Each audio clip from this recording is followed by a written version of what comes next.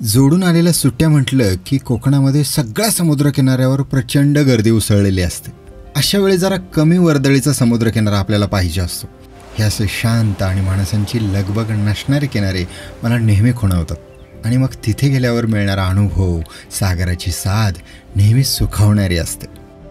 अशा एका कमी वर्दळीच्या समुद्रकिनारी मी आज तुम्हाला घेऊन जाणार आहे. तिथले एका अफलातून अशा सनसेटचा अनुभव आम्ही बीचवर घेतला. आयुष्यात अनुभवलेल्या सुंदर सूर्यास्तापैकी तो एक होता. या शांत समुद्रकिनारी या सागराच्या लाटांमध्ये स्वतःला हरवून भिजण्याचा आनंद आम्ही लुटला. याच समुद्रकिनाऱ्याजवळ असणारं लाईट हाऊस आणि त्याच्यावरून दिसणारं सागराचं अथांग असं रूप अनुभवलं. चला मंडळी, आज एक ठिकाण पाहूया.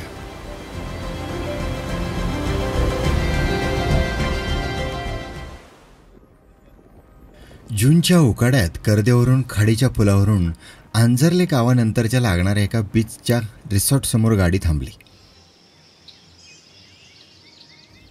सागरी रस्त्यावर लागून हे ठिकाणे. नाव आहे व्हिस्लिंग वेव्ज. आंजर्ले केळशी रस्त्याच्या कडेला हे ठिकाणे. पुढच्या बाजूला गाडी लावली. या हॉटेलच्या समोरच त्यांचा प्लॉट आहे आणि झाडी आणि इतर खोल्या आहेत आणि पुढच्या सुरूच्या बनाडून दिसणारा हा दर्या.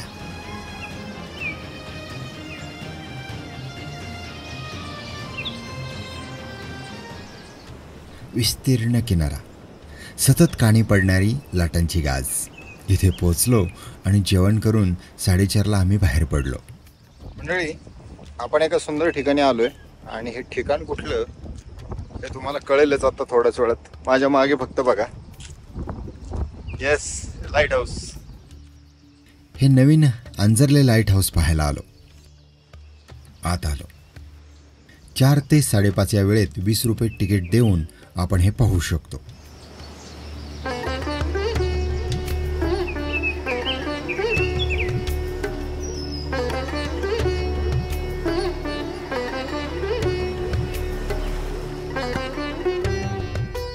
पायऱ्यांनी वर चढू लागलो.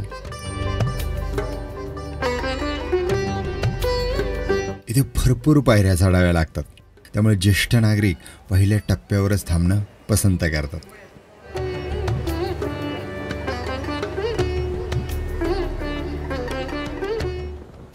समोरचा मस्त असा सावणे बीच दिसत होता.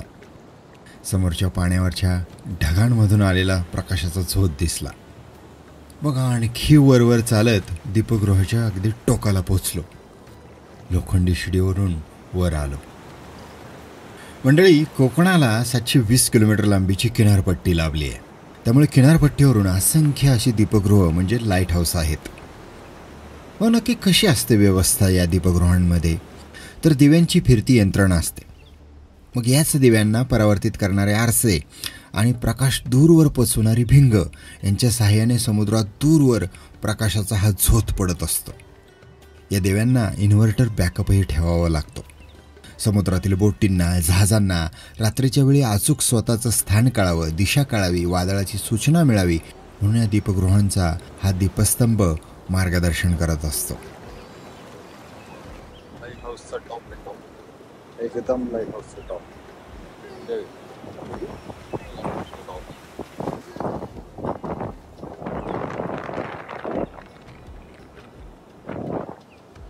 वर खूप वारा होता.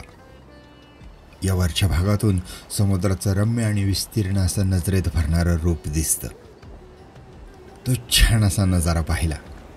परत फिरलो.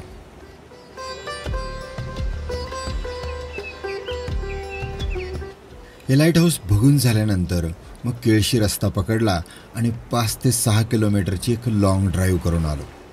समुद्री रस्त्यांची सफर केली. हा रस्ता पुढे केळशीला जातो. रस्त्यावरून मनमोहक असे नजारे आपण पाहत राहतो. काही कोकणी गावातील उतरत्या छपरांची घरंही आपल्याला इथून दिसत असतात.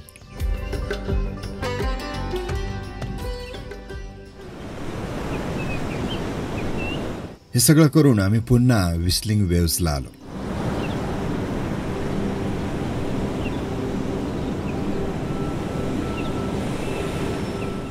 रस्त्यापलीकडच्या पुढच्या बागेत बसलो. इथे काही खोल्या तयार होत होत्या. झोके, बैठकीसाठी डेक अशी एकंदरीत इथे व्यवस्था आहे. इथून सागराचं दर्शन होत असतं. इथे काही काळ बसून 4 वाजेपर्यंत आराम केला. आपण राहतो आता विस्लिंग वेव्ज या सावने बीचच्या रिसॉर्टला आणि आपण आता चाललोय सावने बीचला. हा सावने बीच कसा आहे ते नक्की पाहायचं आहे. चला, आपल्या समोरच अशी वाट आहे सावने बीचला आणि इथे आपल्याला जायचं. एक ठिकाण लक्षात ठेवा, एक वेगळं ठिकाणी. इथे मालकांना ज्या गोमातेमुळे भरभराट लाभली त्या गायीची समाधी आहे. इथे दिवा लावला जातो. हे जरा वेगळंच वाटलं.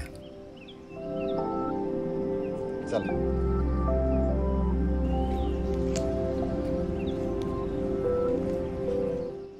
समुद्रावर निघालो.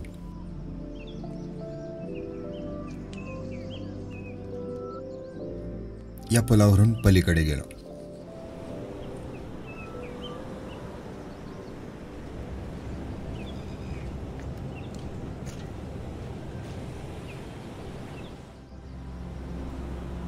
सागराच्या लाटांनी जणू आमचं स्वागत केलं.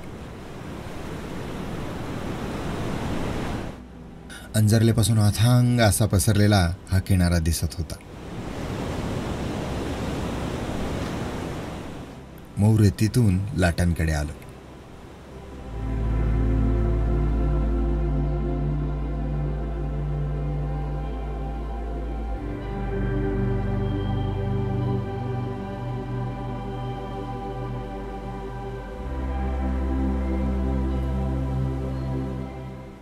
सागराहून गार गार वारा वाहत होता. त्यात लाटांचा आवाज मिसळत होता. सूर्य आता अस्ताला निघाला होता. हे ठिकाण खरंच फार निवांत आहे.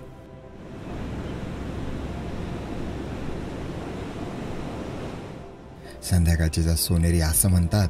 फक्त समुद्र आणि लाटा पाहत बसलो. मऊ रेतीमधल्या खेकड्यांच्या रांगोळ्यातून पुढे जात शुभ्र अशा फेसाळ लाटा दिसल्या.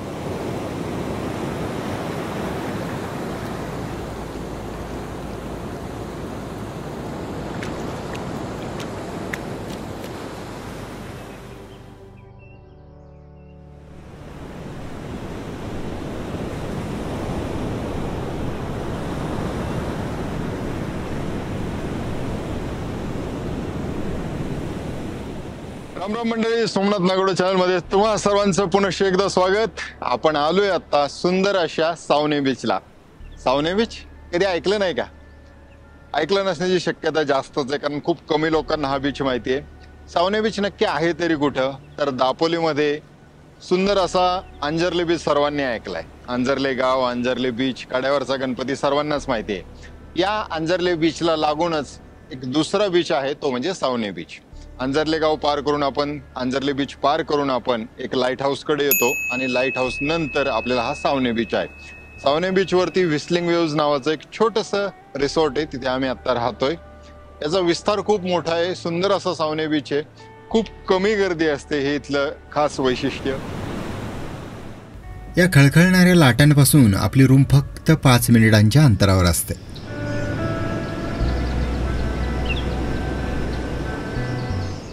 या सूर्यास्ताला आता आम्ही झकास पोहणार आहोत दोघं. आणि पोहताना मला तुम्हाला एक गोष्ट आठवली, ती सांगायची. म्हणजे सावनेवरून पुढे आपण जर गेलो तर आपल्याला केळशी नावाचं सुंदर गाव लागतं. तिथलं एक सुंदर मंदिर आहे, ते चुकू नका पाहायचं.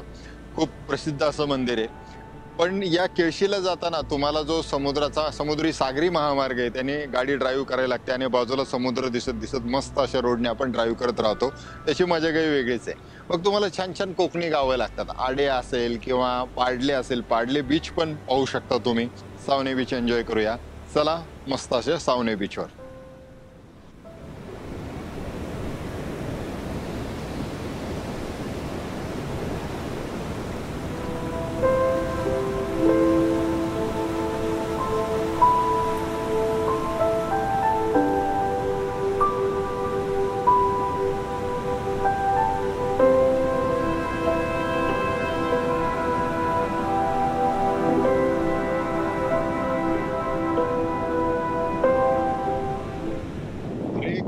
सन गेल्यावर येतो. सननी सांगितलं बरं काय. बघा तुम्ही काय आलेलं असेल गेल्यावर चांगलं. गेल्यावर कलर येतात. आमच्या सननी सांगितलं संचे कलर गेल्यावर. Sky chicken.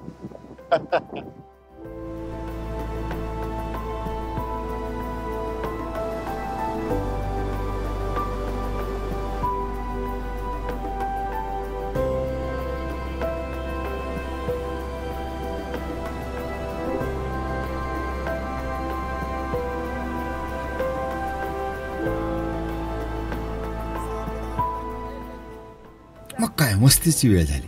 पोहत बसलो.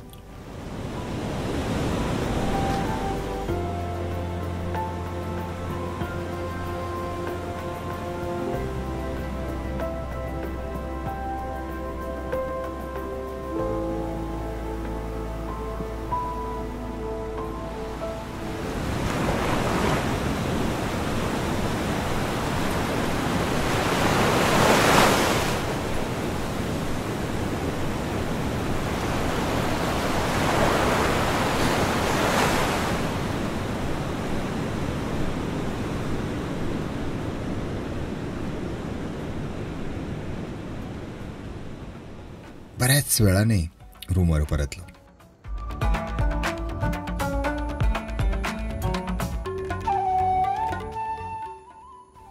आवरून बाहेर बसलो.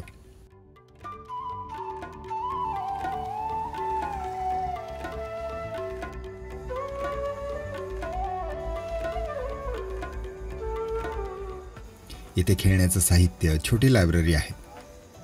काही काळ गप्पांमध्ये असाच गेला.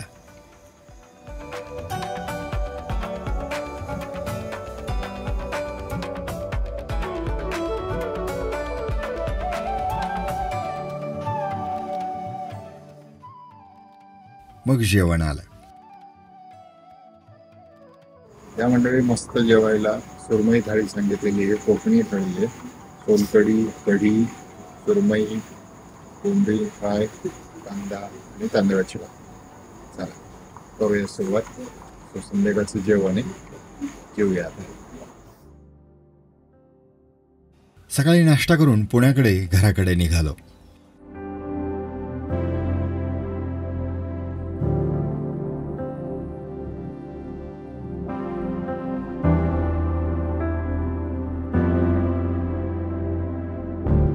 रस्त्याने जाताना फणस खायची मजा घेतोय. प्रवासात फणस खात खात मजेशीर प्रवास चाललाय. बर का गिळगिळीत.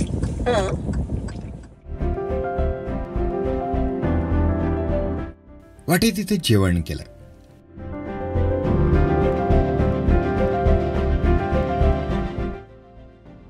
पुढे सह्याद्रीच्या रांगांमधली नागमोडी वळणे घेत घरी परतलं. तर मंडळी, हा होता अपरिचित असा सावणे बीच आणि त्याच्या आसपासचा परिसर. हा व्हिडिओ तुम्हाला कसा वाटला ते मला कमेंट करून सांगायला विसरू नका. हो, आणि आपला चॅनलही सबस्क्राईब करायला विसरू नका. त्यासमोरील घंटी दाबा, म्हणजे पुढच्या वेळेला आलेले व्हिडिओ तुम्हाला लगेच पाहता येईल. चला, इथेच थांबतो. पुन्हा भेटूया पुढच्या भागामध्ये. तोपर्यंत निसर्ग पहा, फिरत राहा, शिकत राहा. आयुष्य सुंदर आहे. मौज मजेत जगत राहा.